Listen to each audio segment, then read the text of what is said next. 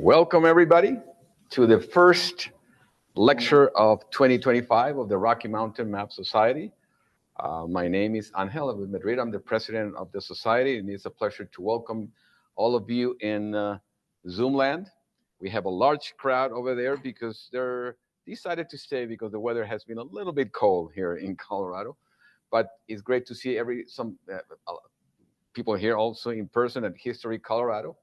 Beautiful place, which, by the way, has a new exhibit on the 90s, that crucial decade, the last decade of the last century, which you should check it out.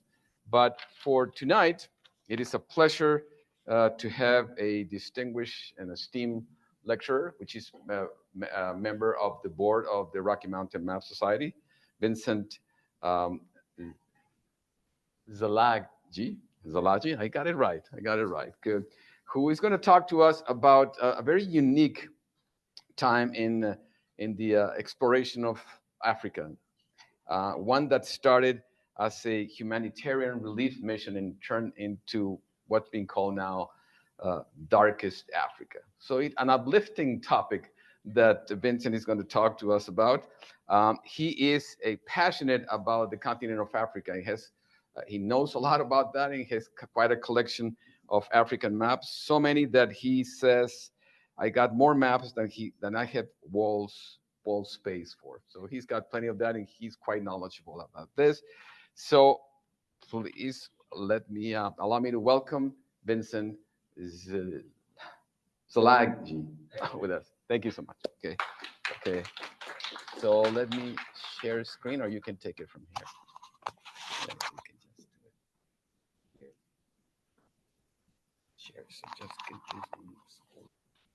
Well, thank you very much. As Angel said, my name is Vincent Szilagyi, and my talk today, which is the fourth I have the honor of giving to the Rocky Mountain Map Society, is the Emin Pasha Relief Expedition, exploring the last blank space in darkest Africa. Now, whenever I talk about Africa, I like to start with this map. This map is a fairly old graphic, but one that is still really useful. Most of the maps of the world that we see in everyday society is the Mercator projection. Now, we're all map people here for the most part. We understand what the Mercator projection is, but if any of you are not as interested in maps, or you're starting here for the first time, the Mercator projection is where when you think of the world, think of it that way, that's probably what you're thinking of. Its main utility, and the reason it became very popular, was for sailing. The Mercator projection is fantastic for sailing because a straight line on that map is a straight line in the real world. You don't need to do any fancy calculations. It takes you exactly where you need to go. Because in the age of sail, how far away something is less important than what direction you have to go to get there, because you weren't putting miles per hour or anything like that. One downside of the Mercator projection is that it distorts area at the poles compared to at the equator. So things that are closer to the equator, like Africa, South America, that sort of thing, look smaller in comparison to places like Greenland or Australia than they actually are. So Africa, as you can see, it's actually really big. It contains, if you overlaid them on top of each other, all of China, most of Europe, the continental United States, India. It's a large, large area, even if it doesn't always look that way on the map. Now, with that level setting aside, let me take you back to 1875. This is roughly the extent of world knowledge about Africa. Now, a little bit of level setting.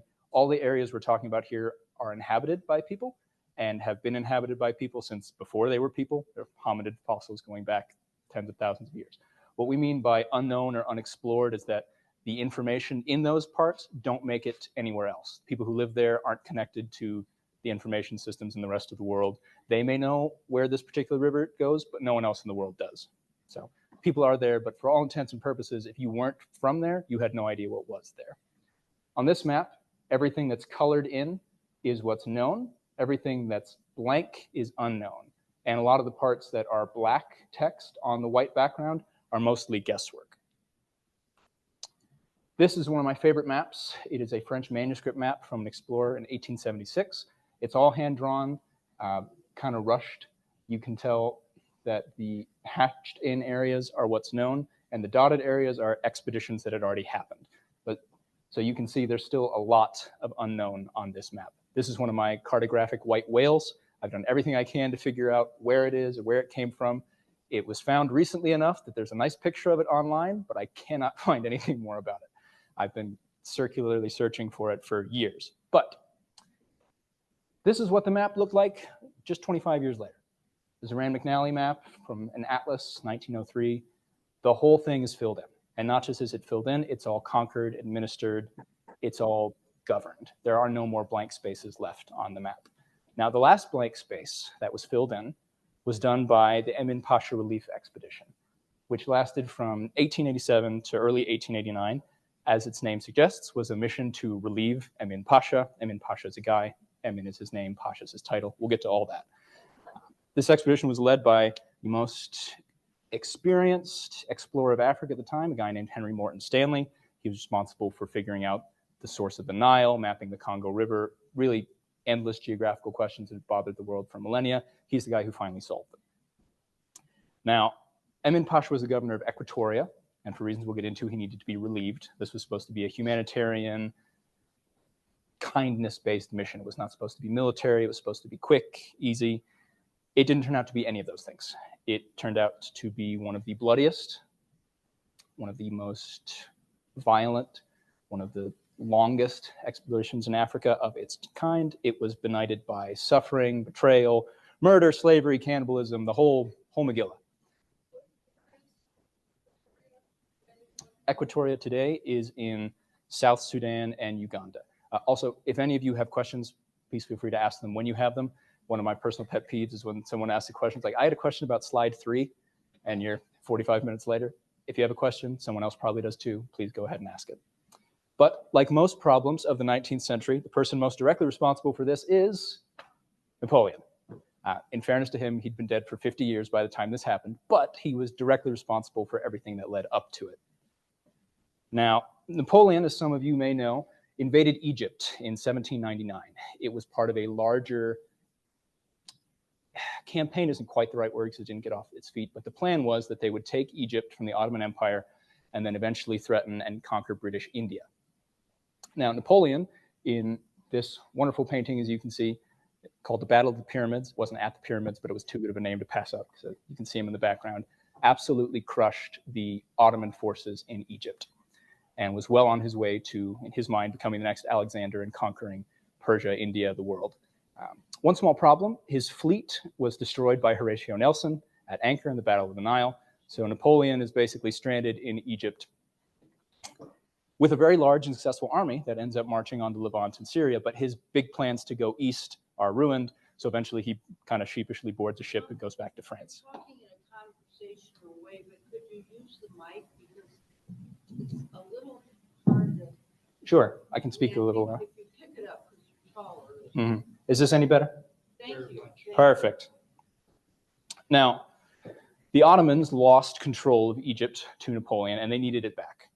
The Ottomans had a very long history of sort of regional government where they would put some local bloodthirsty guy in charge, and they would get taxes from it, but basically he was in charge. Now, the person that they end up putting in charge of Egypt is a guy named Muhammad Ali. Now, this is, depending on who you talk to, where Cassius Clay, the boxer, gets the name Muhammad Ali from. He gave several answers over the course of his life, but if he did pick this guy, it was a pretty good choice. Muhammad Ali was an Albanian, ethnically. He was Muslim, part of the Ottoman Empire, and he was one of numerous mercenaries that got sent by the Ottomans to try and knock the French out of Egypt. That didn't go particularly great. Napoleon beats the Albanians as well, but eventually Muhammad Ali and his Albanian cohort end up conquering Egypt. Now, Muhammad Ali was a very powerful military guy, and the Ottomans relied on him for a bunch of things, including to try and put down the Greek War of Independence. He lands all his forces in Greece. The British and the French step in, stop him, and he's basically left holding the bag. He goes to the Ottomans and say, well, I did my part, pay up. The Ottomans say no. He gets kind of mad and declares war against the Ottoman Empire. He makes it all the way essentially to the gates of Constantinople, beats the Sultan's armies every step along the way, and then the British and French, who had just stopped him in Greece, stop him and say, nope, you don't get to do this. So they negotiate a treaty where he becomes the Khedive. Fancy word, basically means governor. Unlike previous governors, this was a hereditary title. He basically becomes emperor of Egypt under nominal Ottoman suzerainty, but he's in charge. He doesn't just march against The Ottomans, though, or the Greeks, he expands in every direction he can. He conquers the Levant, so Jordan, Israel, Palestine, Lebanon, that sort of thing, marches into Syria, conquers the holy cities of Mecca and Medina. But his biggest conquest, and the one that lasts the longest, is when he marches south into Sudan. Brief cartographic note here, Sudan, so the countries of Sudan and South Sudan today, are the only parts that are still named after the larger geographic region called Sudan, which is what we would today call the Sahel. So basically everything south of the Sahara before you get to jungle is a large grassland area. It's called the Sahel, or at the time was called the Sudan. So I don't just mean modern day Sudan. It includes places like Chad, Central African Republic, South Sudan, Uganda, that sort of thing. Now, Muhammad Ali and his successors and sons conquered the Sudan for one purpose only. It's not my opinion, this is his opinion. A direct quote from him: "You are aware that the end of all our effort and this expense is to procure Negroes. Please show zeal in carrying out our wishes in this capital matter." Now, Muhammad Ali needed these people as slaves, but a different sort of slave than we are used to thinking in our Western context. We're used to thinking of forced labor, where everything you do is trying to prevent them from rising up and gaining arms against you. Muhammad Ali worked in the Islamic and Egyptian tradition, where slaves were predominantly soldiers. You would take them at birth, train them, and strip them of all ethnic loyalties, give them weapons, and they had loyalty only to you as the Sultan or Khedive or whatnot. Kind of a weird thing for us to think about in Western context. If you took an 1830s South Carolina planter and said, okay, we're going to give all your slaves guns, and they're responsible for your protection, they'd look at you like you were insane. But that was the entirety of Muhammad Ali's, source of power, really. He needed these people to be his slave soldiers because, as a guy who got his power through mercenary conquest, he was really worried about mercenaries, and he didn't have the funds to keep paying his own Albanian mercenaries. So what he would do, and his sons and successors, marched into Sudan, captured people, sold them into slavery, and the ones that were physically capable turned into soldiers. That's a little bit of a polite way of talking about it. The process was brutal. About 30,000 people were taken to Aswan, which is a city in southern Egypt. Only about 3,000 of them were left 10 years later, still in service. So a 90% mortality rate over 10 years, and not just from battle, mostly from the indoctrination and training process. And who was he selling them to? So they were part of the larger Arab slave trade, which at this point had been going on for millennia. Most women would end up in either domestic or sexual service. Most men would be either used on agricultural projects or infrastructure, but most of these people just died. It was a long-running tradition in the, particularly like the Mediterranean Arab world, that you would have eunuchs, so castrated slaves. That procedure had a 30% mortality rate in the first week. So you would burn through these people very quickly. So unfortunately, if you ended up being captured and put into the Arab slave trade, the odds of you surviving are pretty low. It's part of the reason why the Arab world has significantly less demographic echoes of slavery than we do in the United States. We still have a lot of people who are very clearly phenotypically African. In the Arab world, that's not as common. There still are a lot of Black Arab people, but it's just, we had different forms of slavery over different amounts of time. Anyway, Muhammad Ali and his successors end up carving out a 1,000-mile empire along the Nile. This is part of why I want to talk about how big Africa is. This is a long way. This would be from here to Los Angeles of just conquest, rape, murder, slavery over the course of 60 plus years. Now, Muhammad Ali, to try and govern this vast empire, relied a lot on European and American expatriate experts to be military commanders, to run his administration, that sort of thing. And that becomes important because Emin Pasha is one of those guys. And the place that he rules is Equatoria, this very, very southern tip. So if you look at this first map, that tiny little bit down there at the bottom by the Great Lakes of Africa is Equatoria. Now, Equatoria is in modern-day Uganda and South Sudan. It was very populous. There were a lot of people who lived there, but as far as its role as a province, very isolated, very undeveloped. It was basically just some fortified trading and slaving posts. It was very rich in ivory and in slaves. Really the only two things that Egypt had to offer the rest of the world before cotton became a cash crop.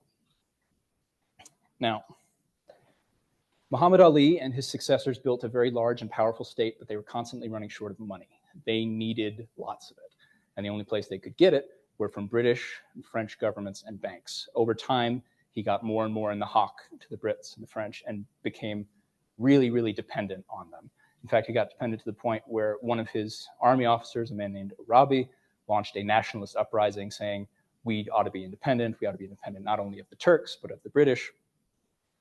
And his argument that the Khedive was too in hock to the Brits was pretty accurate because the Khedive needed the British to put down the rebellion for him. After this point, Egypt becomes what is known as a veiled protectorate, not officially a colony, not technically part of the British Empire, still technically part of the Ottoman Empire, but functionally all decisions are made in Britain. There's very, very little independence from this point forward. One of the things the British forced the Khedive to do is to get rid of the slave trade. The British have a long history of that in the 19th century, of ending not only the Atlantic slave trade, but the Indian slave trade, and working very hard to suppress the trans-Saharan slave trade, which this was part of. That humanitarian gesture, and it was a humanitarian one, the British didn't make any money off of doing this. In fact, they spent a lot of money and lives trying to end the slave trade. Didn't go over well in Sudan. While the slave trade was brutal, the people in charge in the Sudan were the slave traders. Their entire way of life was ended by this. One of them, a Sudanese imam named Muhammad Ahmad, launched an uprising and in short order defeated numerous Egyptian attempts to seize control and basically conquered all of Sudan. Now, at this point, he takes on a religious dimension as well. The rebellion was from its outset also religious because the Turks were not sufficiently Islamic. Again, this is where it gets confusing. The Turks he's complaining about are the Egyptian officials taking orders from the Brits. It only gets more complicated on that from here, but we'll take them at their word that the Turks were not sufficiently Islamic. And Muhammad Ahmad declares himself to be the Mahdi. Now, we don't need to get into all the religious elements of that, but in Islamic eschatology, so how Islamic theologians think the world will end, the Mahdi, who is functionally the Messiah, comes back and leads the world into a sort of Book of Revelation style conflict between the righteous and the unrighteous, and Allah cleanses the world. A good modern parallel, if you want to try and wrap your mind around it, is ISIS. So think of an Islamist uprising, foreign volunteers, people came to join the Mahdi from as far away as Tunisia and Central Asia. It was a very religiously tinged, nationalistically tinged rebellion against functionally the Egyptians, but really against the British. Because of his military success, all of the Sudan, with the exception of Khartoum and Equatoria, fall under the Mahdi's control very, very quickly. Now, this is one of the more interesting media stories of human history because it's the first one that's followed in real time. The guy in charge of Khartoum, Charles Gordon, has a telegraph and is sending daily reports, which are getting published in newspapers around the world. This has never happened in a human crisis at this point, where the guy who's in trouble is telling you day by day what's happening. We think of it as kind of for granted that we can see, what's happening in Syria or Mexico or China or whatever, not just the text, but the video. That was a brand new concept, that you could know what's happening in the rest of the world. So at this point, the Mahdi's army, which, depending on what numbers you think, outnumber Charles Gordon's by somewhere in the neighborhood of 20 to 100 times, have surrounded Khartoum and besieged it for nearly a year. Gordon is sending telegraphs every day saying, hey, I need help, bring me people, that sort of thing, and it becomes a cause celeb. Queen Victoria herself goes to Parliament and lobby, like literally gets her black draped body and goes down and says, we demand that you go send forces to help Gordon, blah, blah, blah, blah, blah. The Brits wanted nothing to do with it. They had no interest in the Sudan. It was not profitable for them. The government under Gladstone really was trying to get away from colonial entanglements, but they were forced basically by the press and the Queen to go. The expedition does really well, actually. It makes it down the Nile. It defeats the Mahdi's armies at every turn, but it's moving very slowly. And just a few miles from Khartoum, they come across a wave of bodies, headless, mutilated bodies floating down the Nile. Khartoum had fallen 2 days earlier. And in one of the rare moments of true just cowardice in British colonial history, even though they have a massive army that has been doing really well, that is going up against a now exhausted foe that has now gotten just a tiny bit of rest, they turn around. They just go home. They don't fight. It is unthinkable but it happens. It leads to the fall of the Gladstone government and leads to just absolute condemnation and fury in the West. Yes, sir. So wasn't Gladstone the grand old man, G-O-M, called the murderer of Gordon, M-O-G? Yes, he was. So Charles Gordon, the man standing there on top of the stairs, really interesting figure. He was a military man. He was put in charge of Sudan by the Brits to lead the evacuation. He was supposed to go there and pull everyone out. For reasons that are kind of complicated, depending on if you believe Gordon's side of it or Gladstone's side of it or the Mahdi's side of it, he decides not to do that. He decides to stay and fight. There's all sorts of reasons why Gladstone thought he was an idiot and that this whole thing was his fault. I tend to side with Gordon on this one, that if he had tried to put 4,000 civilians and a few hundred soldiers on some steamships and go almost 800 miles up the Nile, the Mahdi would have killed every single one of them. This was his best and only real chance. But Khartoum falls. You can blame whomever you want, but it's done. It's dead. So going back to this previous map from earlier, all the area circled in gray is under the control of the Mahdi.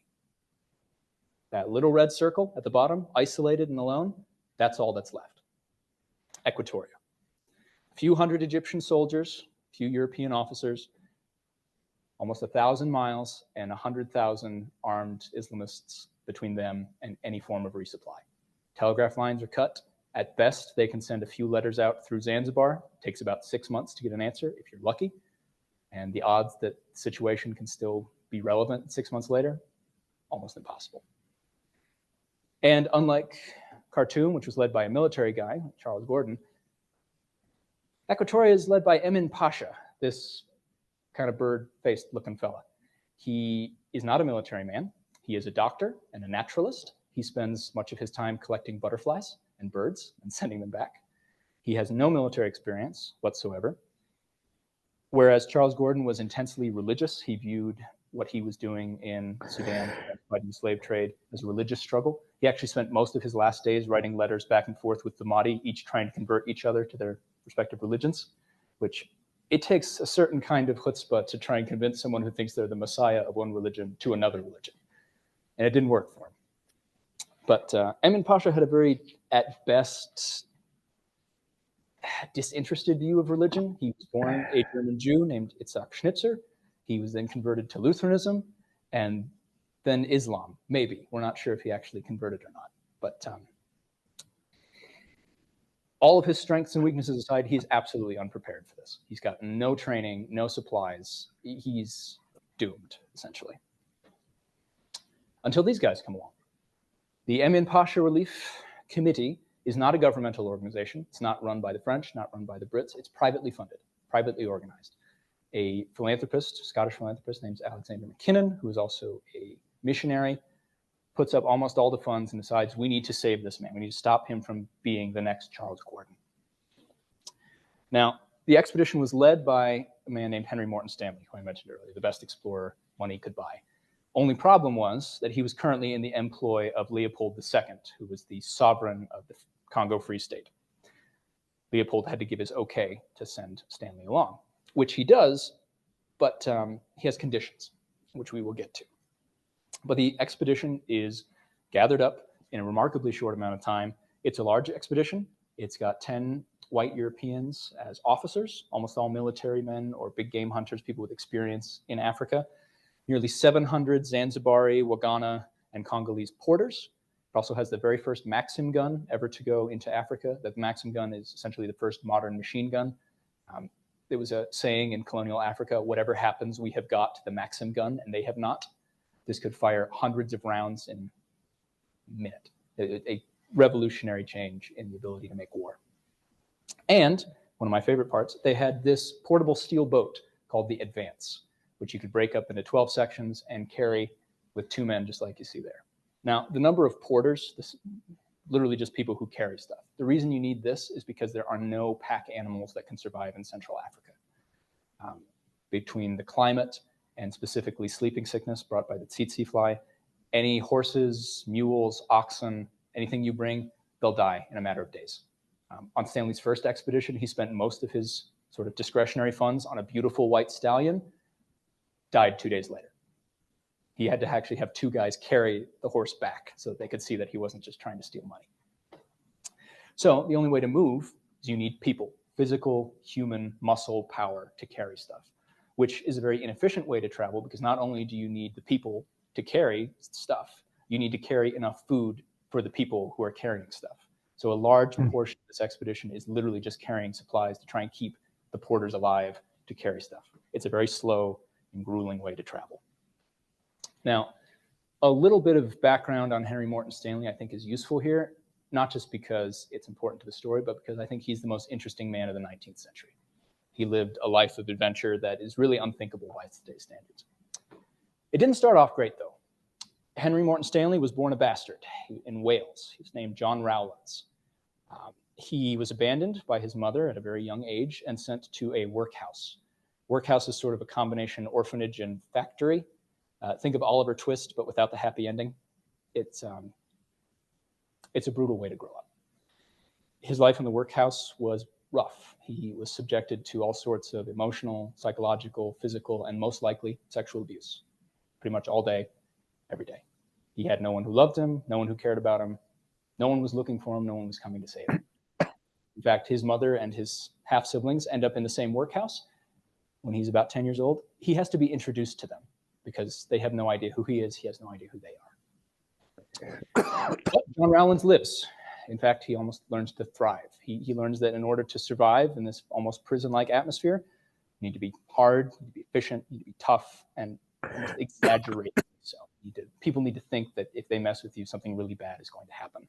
And that's sort of his mentality that he uses for the rest of his life, an almost exaggerated style of aggression. Rowlands makes it out of the workhouse, goes to New Orleans in 1850, where he is adopted by a guy named Henry Hope Stanley. Now, this part of the story is all kind of, Stanley was a legend in his own time, and a lot of what he wrote was not lies, but kind of exaggerations, fabrications, hiding parts about his background that he didn't want you to know, like being an orphan and being sexually abused, focusing on stuff he wanted you to know. But the story's too good not to tell. So Stanley gets off the boat in New Orleans, and he walks up to a guy and asks him if he's looking to hire anyone. But the way that he says it is the British parlance at the time, where he says, "Are you looking for a boy, sir?" And Henry Hope Stanley, the guy he's talking to, was a widower. All of his sons had died. And it hits the chord in the right way, and he ends up not only hiring young John Rowlands, he adopts him. That's how he takes on the name Henry Morton Stanley. How true any of that is, I don't know. The only evidence we really have is that a guy named John Rowlands left England, and a guy named Henry Morton Stanley appears in New Orleans not long later. But like a lot of young men in the South, he joins the Confederate Army in the 1860s. His experience is not nearly as energetic and as combat-filled as he would want until it isn't. He ends up in the Battle of Shiloh. Now, for those of you who know about the Battle of Shiloh, it is one of the more brutal battles of the Civil War. It's the bloodiest battle of the Civil War up to that point. 100,000 men are engaged on both sides. 25,000 of them die or are wounded to the point of being drilled out of service in 2 days. One of my favorite vignettes of the Civil War is actually in the Battle of Shiloh, and it's relevant because it shows you what Stanley had experienced before he gets to Africa. So the South, under the command of Albert Sidney Johnston, launches a surprise attack on a Union army led by a kind of unknown guy named Ulysses S. Grant. It does not go well for Grant. His forces are just getting off the boats. They get pushed back on the first day. They're totally unprepared. They don't communicate well. One whole division of Grant's army is wandering aimlessly through the woods for a day, incidentally led by the guy who would end up writing Ben-Hur. Totally random side note, but it's the only good thing he ever did in the service. And then the day ends not because the Confederates run out of energy or because the Union fights back, but because the day literally ends. Nightfall is the only thing that saves the Union armies. Now, Grant, at this point, is standing up against the tree, angrily smoking a cigar in the rain. And another general, who's basically unknown at this time, William Tecumseh Sherman, comes up to him and says, "Well, we've had the devil's own day, haven't we?" And then this is the one moment that makes Grant different than every other general in the whole war, because it'd be the easiest thing to do, just get on the boats, go back across the river, regroup, and try again. Grant doesn't do that. He says, "Yep, whip him tomorrow, though." And the next day, he launches a massive counterattack, completely obliterates Confederate lines, turns what would have been the worst defeat the Union had experienced into the biggest victory of the war to that point. In that counterattack, Stanley and his whole division are captured. So Stanley goes from having no combat whatsoever to the bloodiest combat of the war to absolute victory to complete defeat in 24 hours. He spends, it's not entirely clear how much time, I think about a year in a Union prison camp. He then joins the Union Army out of the prison camp. This was not actually uncommon. There were large numbers of men in the Confederate Army who were immigrants, like Stanley, who didn't have particularly strong ties to the South. So they would be considered eligible to join the Union Army. He became what was known as a galvanized Yankee. Most of them were sent to frontier duty, postings against the Indians or blockade duty, that sort of thing. Stanley doesn't last very long in the Union Army, though. He gets malaria, almost dies. He gets invalided out in 18 days. But then he joins the Union Navy. He's the only man who is in the Confederate Army, the Union Army, and the Union Navy. Like I said, most interesting man in the entire 19th century. But in the Union Navy, he is assigned the job of writing dispatches. And he finds out he's got a real flair for writing. It's not super clear if he was actually literate up to this point. He says he was, but almost no one in a Victorian workhouse would have been taught to read, at least not where he grew up. So he becomes a self-made man. He becomes so good at writing dispatches that he becomes a traveling correspondent for the New York Herald. He becomes an explorer by accident. He's looking for stories. And one of the biggest stories at the time is the missing explorer, Dr. Livingston.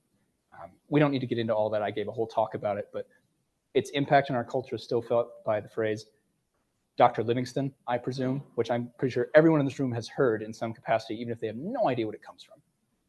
But Stanley, just to make newspaper stories, becomes the biggest explorer of Africa.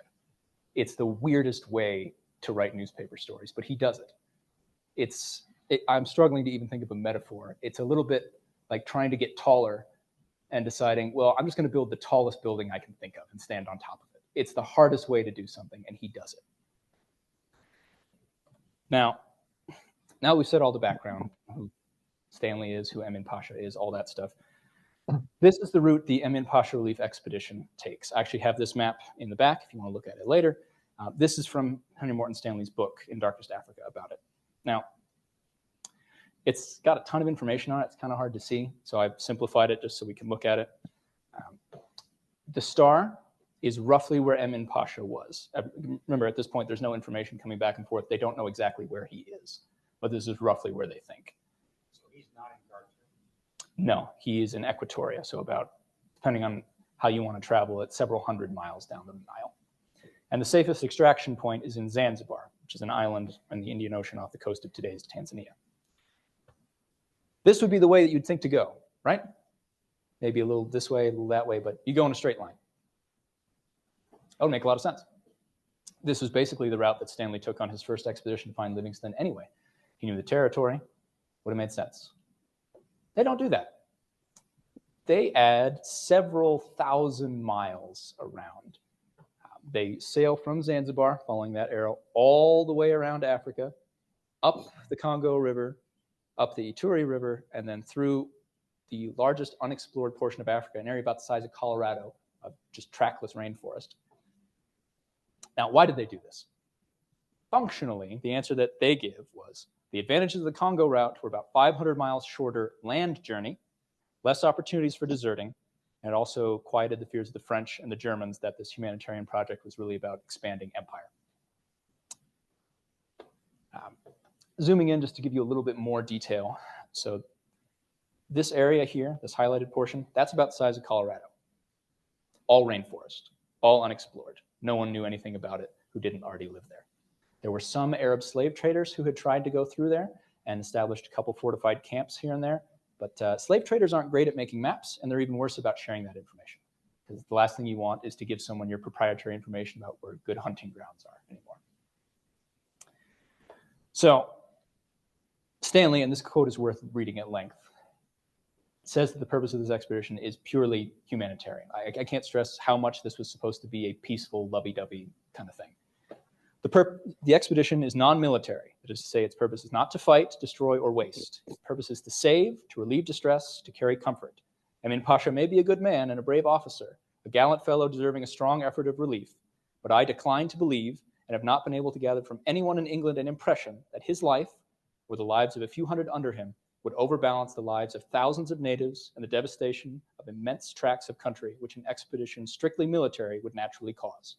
The expedition is a mere powerful caravan, armed with rifles, for the purpose of ensuring the safe conduct of the ammunition to Emin Pasha, and for the more certain protection of his people during the retreat home. But it also has means of purchasing the friendship of the tribes and chiefs, of buying food and paying its way liberally. So that's what they said. And that may honestly have been what Stanley believed he was doing. But there were a lot of imperial ambitions at play here as well. Unexplored also means unclaimed.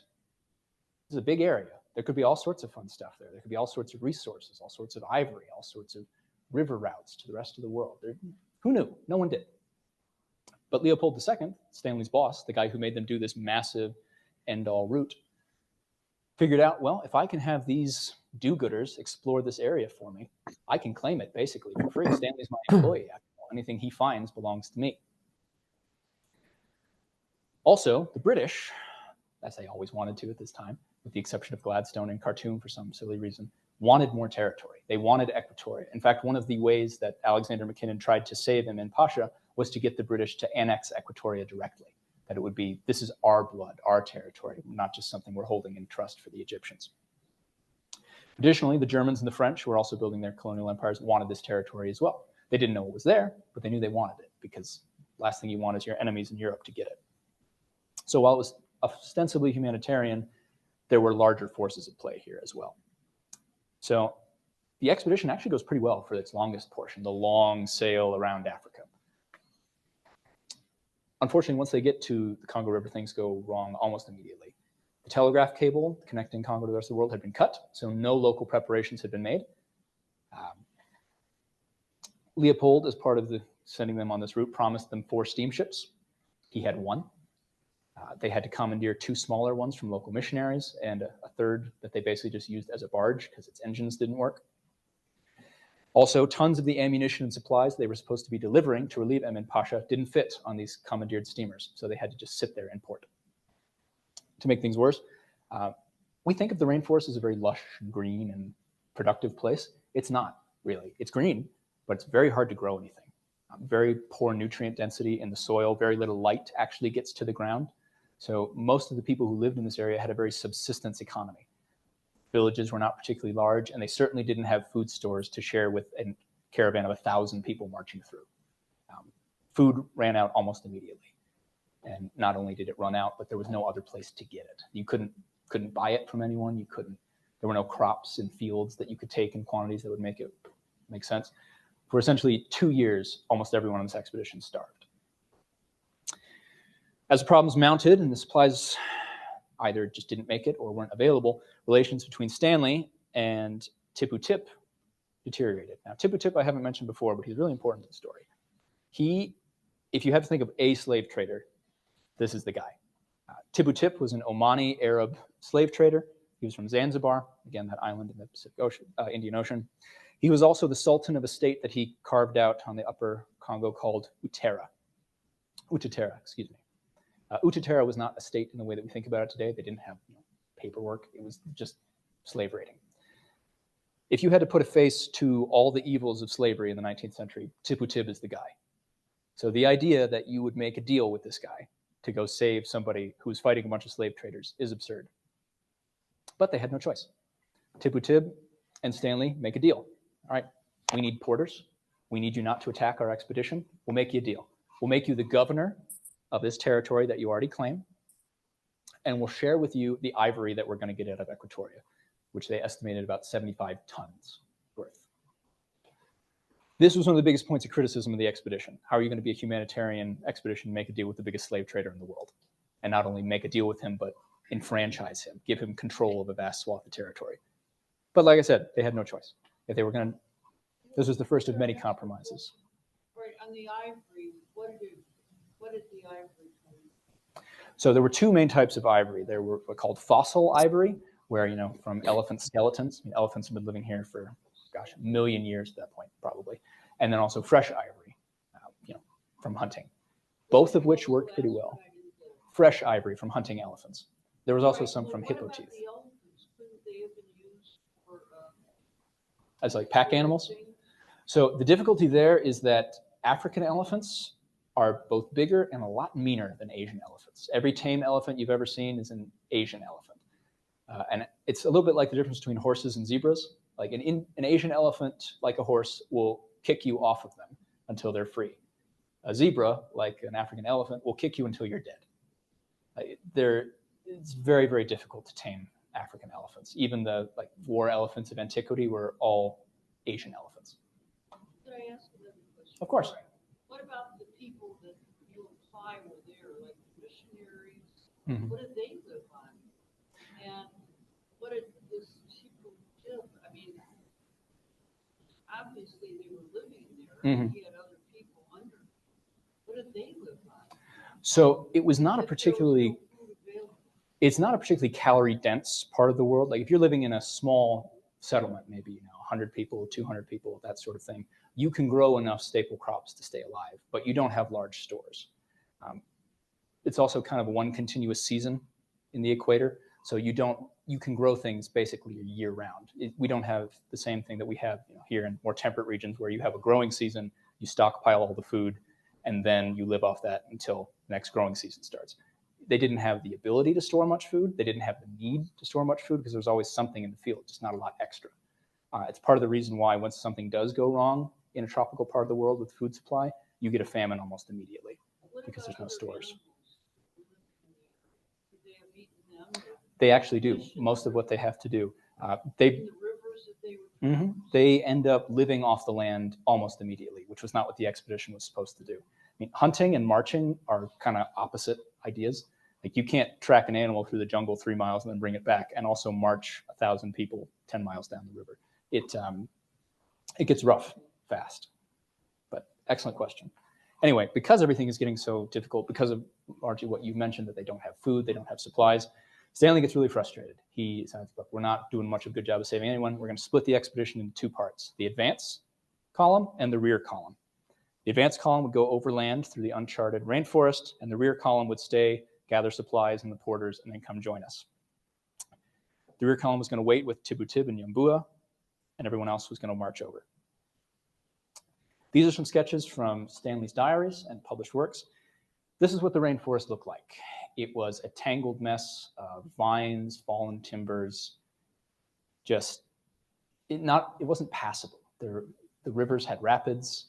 There weren't many trails that you could certainly not carry the advance, like the boat, through. It was also really hot, really wet, jungle. He names his book about this In Darkest Africa because the trees are several hundred feet high, incredible cloud cover. They didn't see the sun for days, weeks, months at a time. To make matters worse, whereas a lot of the local tribes that he had been through up to this point were at least open to the idea of trading with them, the natives of the Ituri rainforest, who were pygmies, were not. The people who'd come through just before them were Arab slave traders, and the pygmies did not take kindly to that. They shot poison arrows at the advance column. It's unclear exactly how many people were killed from the poison arrows, but upwards of 1/3 of the people were hit by it. When you're carrying, several hundred pounds of steel boat, you don't have room to defend yourself. Of the 389 men who start on the advance column, only 169 of them are left. They thought this would take, 2 months, maybe 6 weeks. It took 6 months. But finally, they make it out. Now, this is the map. It's also in the back there. This shows day by day what Stanley was doing. This is also from his book. Zooming in a little bit more, just to give you some idea of the level of detail that he put in. It has notations like 25 meters wide, this stretch of the river. Lots of bananas here, abandoned village, that sort of thing. And you can see the really difficult circuitous route they have to take trying to find their way through. But eventually, they do. This is a sketch from his published work of the near euphoric state they were in when they finally make it out of the jungle for the first time. In a nice little kind of what we would think today as absurd things to bring, they bring champagne. They bring that little dog that you can see at the bottom there. Things that I wouldn't think make sense. You have one guy whose job it is to carry champagne several thousand miles, and not only does he not drink it, but that's a good use of your resources. Okay, cool. Anyway, but eventually, after they make it through the rainforest, after almost all their supplies are gone, they find Emin Pasha. They don't find him right away, though. They have to build a fort. They have to wait, try and figure out where in this huge area he actually is. But several months later, Emin Pasha shows up. Not a haggard, beleaguered, war-wounded guy, but a guy drinking tea on his steamship, coming up to them and sharing his supplies with them because they were all starving. They end up drinking that champagne I mentioned earlier. And then Stanley makes this big gesture of like, all right, we've come to relieve you. Turns out, Emin Pasha doesn't want to leave. Weirdly, it's not something anyone had considered up to this point. He's got no ammunition. I mean, he's got tea in his steamship, but that's it. He could be killed at any day, any moment, but he doesn't want to go. It's not entirely clear why, but he doesn't. Stanley spends months talking to him, trying to persuade him to come with him. He doesn't want to go. Stanley gets super frustrated, goes, fine, you stay here, I'll go get the rest of my stuff, and then we'll go. Has to find out what's happened to the rear column. It's been over a year at this point on this expedition, and he hasn't heard anything from the rear column. This was the drawing that he wanted to publish of him finding Emin Pasha just like he found Livingstone and going to bring everyone back to civilization. Didn't turn out that way. So he angrily goes back to try and find what happened to the rest of his men. This is where the story, which has already been not super rosy, gets much, much worse. So while the advanced column was marching through the rainforest, the rear column is sitting there in Yabuya trying to gather up supplies. It doesn't work. Tib betrays them almost immediately, doesn't send any porters. His argument for that is, well, you didn't give me the ammunition I need to get my porters, which, if you follow that line of reasoning, they weren't going to be porters, they were going to be slaves. And the only way he was going to get them was with guns. So you didn't give me the guns, you didn't give me the ammunition to go get you slaves? Too bad. So the rear column sits there for, like I said, a year. Doesn't hear anything from Stanley. No supplies are coming. They're just sitting there, sweating, getting fevers, dying. Of the officers in charge of the rear column, all but one of them die or lose their mind. Now, the rear column was in charge, well, was led by a guy named Edward Barttelot. Barttelot was a military man. He had been through tough stuff before, but for some reason, he snaps. There's a longer quote from King Leopold's Ghost by Adam Hochschild, which I highly recommend if you want to learn more about this part of the world. Major Barttelot promptly lost his mind. He sent Stanley's personal baggage down the river. He dispatched another officer on a bizarre 3,000-mile, 3-month round trip to the nearest telegraph station to send a senseless telegram to England. He decided that he was being poisoned. He saw traitors on all sides. He had one of his porters lashed 300 times, which ended up killing him. He jabbed at Africans with a steel-tipped cane. He ordered several dozen people put in chains. He bit a village woman. And after trying to interfere with a native festival, an African shot and killed Barttelot before he could do more. Some of the best evidence, I think, that Barttelot truly lost his mind was after he was shot, no one tried to punish the guy who did it, which you'd think would be pretty important if you're trying to maintain discipline in a military camp. There's not really mulligans for assassinating your commanding officer, but they gave him one. The second in command did not do a whole lot better. James Silgo Jameson was the heir to the Jameson whiskey fortune. He went along on this expedition looking for fun, adventure, cool story to tell his grandchildren. Formatting got messed up a little bit there, sorry. But what he got, instead of a legacy, was infamy. Jameson is only really remembered today because he paid to have a girl cannibalized in front of him. What exactly happened is a little unclear because, as I mentioned, pretty much everyone involved either lost their minds, didn't speak English, or died. But these are the things that are true in every single account of this. 1, Jameson bought a 10-year-old girl from Tib for 6 handkerchiefs after he asked about cannibalism. 2, the girl, as soon as she was purchased, was killed with 2 stabs to the chest, and before she was even on the ground, cut up into pieces, some parts cooked, some not, and immediately eaten. And the third, and the most damning thing, rather than stopping any of this, Jameson just draws it. He sketches it in his diary. The whole grisly scene, you can look closely if you want. I wouldn't recommend it. He draws it all out. When this story comes out later, it becomes really all this expedition is remembered for. That this humanitarian mission into the center of Africa, not only to save Emin Pasha, but to break the evils of Arab slavery, ends up paying to have a woman, well, a girl, killed and eaten in front of you, not even for you to eat, just for sport. You're just curious. You want to see what's going on. Initially, there was a just burst of disbelief that this could happen. And as more and more stories came out about it, it began to be believed. It's an argument as to whether or not Jameson actually meant for it to happen. I mean, if you've been sitting around for a year in a tiny village, getting bit by mosquitoes all day, maybe you're looking for some form of entertainment. Someone comes up to you and says, oh yeah, you give me 6 handkerchiefs and I'll eat somebody in front of you. Maybe you think it's just a joke. It wasn't. My personal opinion, and if there's anyone from the Jameson family who is still fairly litigious about this subject, this is purely opinion, no academic basis behind it. Don't come after me. I think he did it on purpose. I think he lost his mind. I think he was bored. Malaria does weird things to your brain. And he wouldn't have given up 6 handkerchiefs if he didn't think it was something serious. I mean, that was nothing in Europe, but where he was, that was basically half of what he had left to pay for anything. And he spent it on this. Now, a little bit more about cannibalism in Central Africa. In this part of the Congo Basin, it was endemic. That means everybody did it all the time. It was a long-running culinary tradition, really, and it was viewed as that. It wasn't seen as anything unusual. Human meat was seen as a delicacy. I mean, there are missionary reports and governmental reports of honored guests being served human meat well into the 1950s. They didn't bring it to you and say, here, have some human meat, but they would present to you, if you're an honored guest, meat. And weirdly, it is universally, by every account that talks about it, people who accidentally ate human meat, delicious. Do with that what you will. Now, again, it varied a little bit from tribe to tribe, custom to custom. Very few people cannibalized their own tribe. It was almost always, a captured or purchased thing. But it was almost always children. That part checks out with the rest of the story. Men were too useful as being agricultural laborers or in the slave trade, being sent to be turned into slave soldiers, that sort of thing. And women were usually sexual slaves or domestic servants. Children were less valuable and actually, more often than not, ended up in the pot, as it were. Anyway, Stanley comes into Yambuya and sees this catastrophe. No supplies.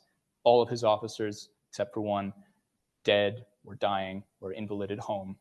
No supplies that he can take with him. No porters that are going to work. So he's marched all the way through the rainforest, which was thankfully not 6 months this time. He did about 3, to get more supplies and reinforcements. Comes back with almost nothing but shame, cannibalism, slavery, betrayal, the whole Megillah.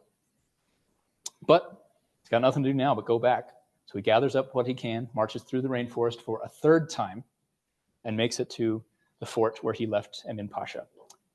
Emin's been busy, and by that I mean he has been desperately trying to save his life, because as soon as his officers learned that he was waffling on whether or not to go, they mutinied against him and put him in basically the stockade until Stanley gets back. Stanley manages to convince the officers not to kill him, not to kill Emin Pasha, and to agree that they would be able to keep all their ivory and be able to march out and bring their wives, their children, their concubines, etc. with them. And he manages to do so. That whole story is worth hours of negotiation and discussion on its own, but we'll just move past it and say somehow he pulled it off. He was due for some luck, and he pulled it off. They make it to Zanzibar. The expedition has lost 3/4 of the people who were with them at the beginning. And as soon as Emin Pasha is in safety, he gets drunk and falls out of a 2nd-story window that he thought was a balcony. He almost dies. He spends 2 months in recovery. So you spend 2 years of your life, hundreds of human lives, untold suffering to bring this guy back, and he doesn't clean his glasses, drinks a little bit too much, and falls out a window. The whole thing is just truly farcical. And at the end, it just kind of ends. Everyone just goes their separate ways. Stanley gets as far away from everyone else as quickly as he can, goes back to Cairo, and in 50 days writes this in Darkest Africa. It's 999 pages and detailed pages. And he writes it in 50 days. It took me 5 days to do this presentation. And I had all the sources I could ever need. I can't imagine just the sheer feverish work that went into that. Public opinion of this expedition was initially really, really euphoric. I mean, he did it. He saved Emin Pasha. He fell out a window, but that's not his fault. as soon as the stories about the rear column come out, it gets bad. Stanley is dogged by this for the rest of his life, not just for the cannibalism and the slavery and the deals with slave traders and the death and all that, but also because they thought he was too brutal. Partially because in Darkest Africa, wherever there's a skirmish with, let's say, a pygmy tribe or slavers or something like that, if 50 pygmies attacked him, he says it was 500 and I killed 400 of them. He exaggerates. He falls back on the psychological defenses he'd built early in life. Like, I got to show you that my enemies are really big, but I'm better. I'm tough. Don't mess with me. That is the exact wrong PR move to take when they're accusing you of being cruel, but that's what he does. From a cartographic perspective, Leopold worked. His master plan to get this unclaimed area worked like a charm. The Ituri rainforest was part of the Congo Free State based on Stanley's exploration. Equatoria ends up being British, directly annexed by them. Emin Pasha, even though he got saved through the Congo Free State by the British, decides to join the Germans. One final FU to the guy who saved his life, I guess. But he ends up living a few years longer, serving in Central Africa, and then he dies as well. But after all that, a really kind of depressing story, the map is filled in. There are no more places in Africa that are unknown that are inhabited by people. I mean, there are parts of the Sahara where people don't know exactly what's going on there, but that's because there's no people there. There's just nothing to live on. There are no inhabited places in Africa left at this point that are not mapped, that are not claimed, they're not administered. There are no blanks left anymore. There are no more expeditions after this point. The era of private explorers going out in the unknown and bringing back information, it's over. This is the end. If you want to say it starts with Columbus or the Vikings or the Polynesians or whatever, this is the end of the story. It's not until we leave the surly bonds of Earth do we find anything new anymore. And that's sad for a lot of these guys. It's the end of an era. Like, you go from being Indiana Jones, finding stuff on your own, to being a bureaucrat. And there's a lot of psychological elements to that people talk about, not just here, but like Frederick Jackson Turner in the American context talked about the end of the frontier, what that meant. Like, if you're not expanding, if you're not doing anything new, what's left? Well, you just decline. And in a lot of ways, this is the end of the high point of colonial anything. The Brits get a little bit more territory after the First World War, but kind of fall apart after that. The French don't get much better than they were at this exact moment. The Congo Free State gets taken away from Leopold and given to the Belgians. Not that they do a much better job, but this is the end.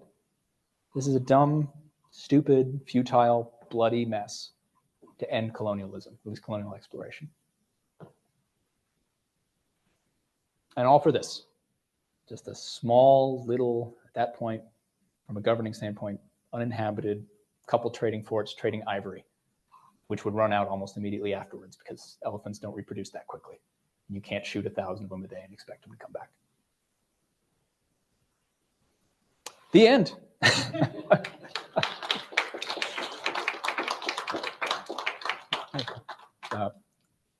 We are at about time, so feel free to go if you want, but I'm happy to answer and stick around if you'd like. Yes, sir. Yeah, so a good question actually about whether or not, because at this point in human history, even though we kind of tend to think of like Victorian era and fossil fuels as being separate, the development, the use, and the discovery of fossil fuels and natural resources was well underway. His question was whether or not there were attempts to explore for that sort of thing, for copper, for oil, et cetera, in this part of the world. There were rumors from the very beginning, and it's argued that's part of the reason why Muhammad Ali invaded in the first place, that there were rich streams of gold in this area. There's actually a great little pulp novel called King Solomon's Mines. But the biblical land of Ophir, where the Queen of Sheba got her gold, where Solomon got his gold, was thought to be somewhere in this area. So there were lots of gold mining expeditions. Part of the difficulty is that most of the gold in this part of the world is alluvial. That means it's from like riverbank deposits. You find a decent amount of it, but not veins, not like strip mining stuff that would have been accessible at the time. So a lot of people lost their minds and their lives trying to find gold. Today, it's some of the richest mineral areas in the world. Anyone who has a cell phone has coltan that came from this part of the world. The mining is brutal. I've seen some reports that basically for every 10 cell phones, one person dies, kind of thing. But yeah, mineral extraction became particularly important, certainly in the later stages of the Congo Free State with rubber, and then very much so in the Belgian Congo and when the jet age and stuff like that starts, because there are minerals that are found here that are not found easily accessible anywhere else, and the modern world depends on it. They didn't know what they were looking for yet, but that happens real fast. Yes, sir. The area now, are there routes through that erode forest at all, or is it still impassable? Yeah, so this is actually a picture of kind of what it looks like. It is not developed by Western standards, where we'd have, you know, highways or big railroads, that sort of thing. It's very well traveled. I mean, it's not really governed by Democratic Republic of Congo at this point. It's controlled by various warlords, generally backed by the Rwandans. It is more accessible. I mean, mining companies are good at one thing, and that's getting the stuff out of the ground and to market. But like, it's not much better than you would expect it to be. It's rough. It's a difficult place to build anything that lasts. I mean, the tropics are brutal for human construction. But is that the way out of mining and everything like that, back down? Is the river the transportation? For the most part, yes. Oh, yes. So a good question about whether or not the area that we're talking about, the unexplored, the Ituri rainforest, is still as inaccessible as it was. It's pretty close to as inaccessible. It's about as inaccessible as you can get and still be in the modern era.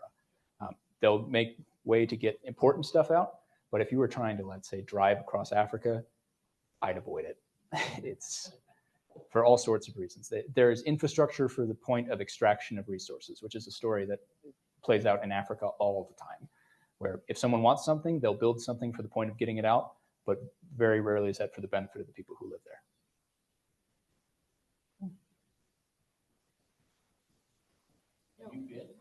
No, I would not last very long in that part of the world. I get bit by mosquitoes far too often. All right, now you mentioned Uganda. Okay, Mhm. where was, can you refresh us on the Uganda versus this area? Mm-hmm. So this is actually a decent way to look at it. So where all those big lakes are, it's called the Great Lakes region of Africa. So basically where the star is the point where Rwanda, Burundi, and Uganda and the Democratic Republic of Congo all come together. So Uganda is essentially just south of Sudan. It's as far up the Nile as you can go. Okay, and so like, okay, Kenya, Zimbabwe, Mhm. agriculture is fine, I guess because they're near the coast? Or So- why is that? Yeah, so the question was about agriculture in this part of the world. And so Kenya and Because there was Tanzania. coffee plantations and things there. Also, Mhm. Zimbabwe had very good agriculture before the Oh, yes. So dictator who runs it to the absolutely. So there are parts of Africa, like Zimbabwe, or Rhodesia, it was called at the time, was the breadbasket of Africa. right. And that's mostly because of geographic differences. The Congo rainforest, which the Ituri rainforest is part of, only really covers the sort of squishy middle of Africa. Above that is the Sahel or Sudan, and below it you get into the more sort of like grassland, scrubland, savanna-y stuff that you find in southern Africa.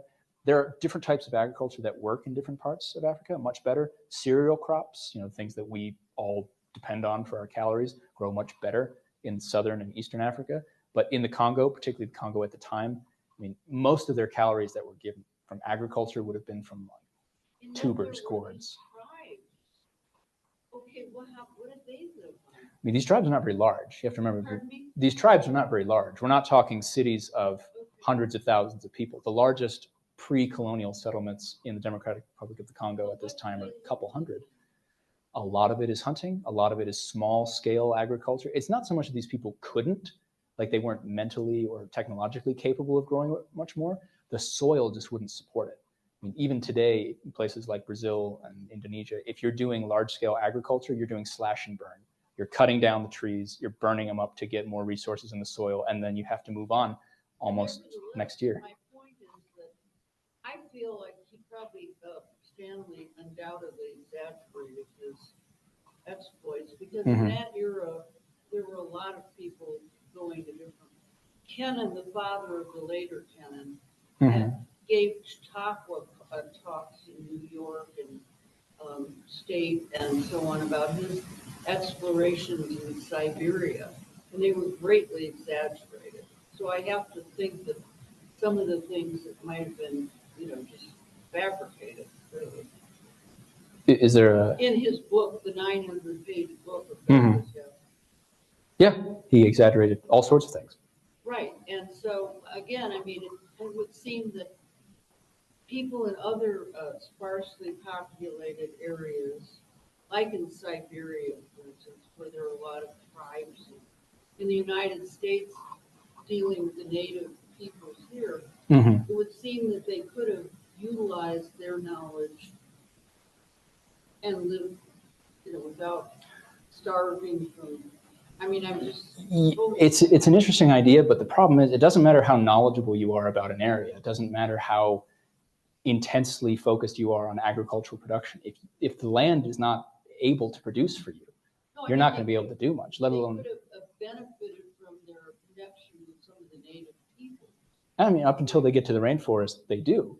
But you have to remember, this is a largely uncontacted part of the world. Their only experience with outsiders, or pygmies anyway, that they'd had with outsiders were Arab slave raiders.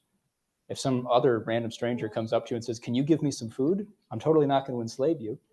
Okay, well, we'll leave it at that. Yeah. Okay. Thank you so much. Okay.